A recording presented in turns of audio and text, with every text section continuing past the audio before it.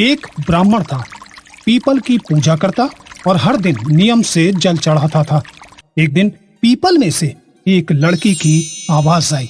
वो बोली, प्रणाम पिताजी, मैं आपके साथ चलूंगी, मुझे घर ले चलो। ब्राह्मण पहले तो डर गया, पर लड़की के आश्वासन देने से संतुष्ट हो गया और घर आ गया। उसने ये बात ब्राह्मणी को बताई। क्यों चिंता करते हो जी, हर कोई अपने भाग्य का खाता है। हमारे यहाँ 6 लड़कियां हैं, वहाँ 7वीं भी सही, आप उसे कल अपने साथ ले आना। दूसरे दिन ब्राह्मण फिर पीपल को पूजने गया और जल चढ़ाया। तभी पीपल से फिर आवाज आई, पिताजी, मैं आपके साथ घर चलूंगी।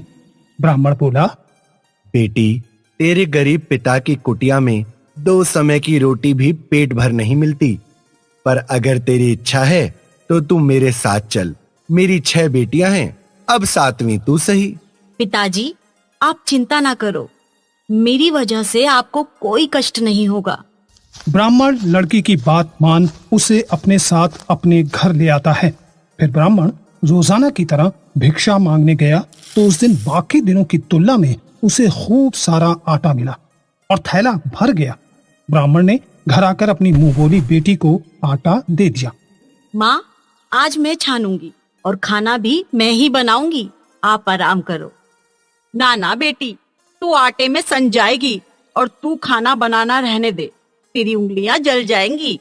लड़की नहीं मानी और आटा छानने बैठ गई और देखते ही देखते परात भर गई। फिर खाना बनाने के लिए रसोई में गई और कई प्रकार के व्यंजन बनाकर सबको पेट भर खिला दिया। और दिन तो सब भूखे रह जाते थे, पर आज सबने पेट भर के खाया। तभी ब्राह्मणी का भाई दिवाली का सामान देने अपनी बहन के घर आया और बोला, जीजी राम राम, बहुत दूर से आया हूँ, मुझे तो भूख लगी है, मैं तो रोटी खाऊंगा। ब्राह्मणी सोचने लगी कि अब कहाँ से खिलाऊंगी। तभी मुंह बोली बेटी बोली, माँ, क्या बात है, क्यों परेशान हो? ब्राह्मणी ने कहा, बेटी, तेरा मामा आया है दिवाली का उपहार देने और वो भूखा है। खाना तो खत्म हो गया है, उसे कहाँ से खिलाऊं? लड़की रसोई में गई और फिर उसी प्रकार बढ़िया खाना बनाकर मामा को भी खिला दिया। तब ब्राह्मणी का भाई बोला, जीजी, ऐसा भोजन कभी नहीं खाया जैसा आज खाया। हाँ हाँ भाई, तेरी मुंह बोली भांजी है, उसने ही बनाया है।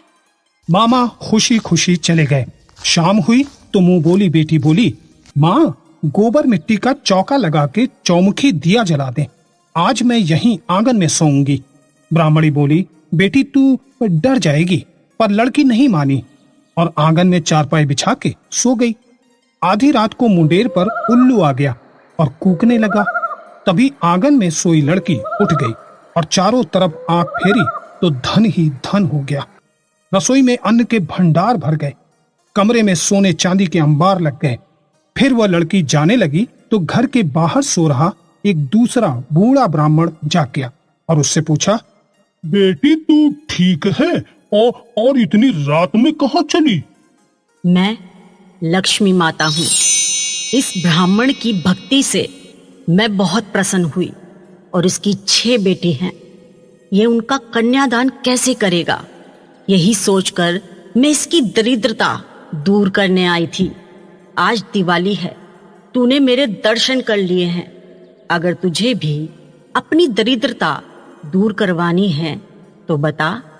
ये सुनकर बूढ़ा ब्राह्मण लक्ष्मी माँ के चरणों में लेट गया। माता लक्ष्मी ने उसके घर में भी धन ही धन कर दिया। इतने में सवेरा हो गया और ढूंढ मच गई कि वो मुंह बोली बेटी कहाँ गई। तभी वहां बूढ़ा ब्राह्मण पहुंच गया और बोला, अरे अरे, वो तो साक्षात लक्ष्मी माता थी, अपनी कृपा बरसाने आई थी, तेरे साथ साथ मेरी भी दरिद्रता दूर कर गई। हे लक्ष्मी माता, जैसे ब्राह्मण पर कृपा करी और उसकी दरिद्रता दूर की, वैसे ही हम सबकी दरिद्रता दूर करना। बोलो लक्ष्मी माता की जय।